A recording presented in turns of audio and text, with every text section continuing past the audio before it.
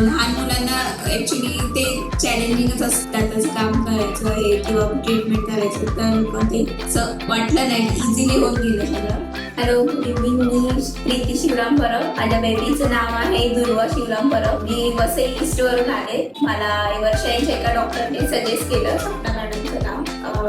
तर माझ्या बेबीला दुर्वाला आधी राईट साईडला एक हिरडीच्या इथे सूज आलेली, तर तिला दुखत होतं, पेन होतं. तर मी स्वप्ना मॅडमकडे आली, तर त्यांनी मला एक्सरे काढून दाखवलं दाढेच्या आतपर्यंत कॅव्हिटी आहे असं. तर मग नंतर ट्रीटमेंट सजेस्ट केली, रूट कॅनल आणि कॅप बसवायची. तर ते असं केलं आणि प्रॉपर सगळं मेडिसिन्स वगैरे समजावून सांगितलं किती दिवस दिलं पाहिजे वगैरे काय.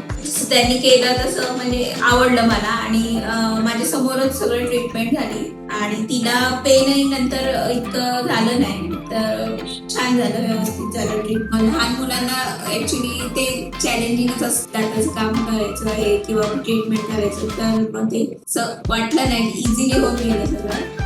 माझ्या मुलीला बरं वाटतंय, दाढीचं ते सूज वगैरे कमी झाली, कॅप वगैरे बसवली. तुम्हाला तुमच्या मुलाला काही दाताचं कॅव्हिटी किंवा काय प्रॉब्लेम असेल तर तुम्ही एकदा रिमझिम क्लिनिकला भेट. Thank you so much.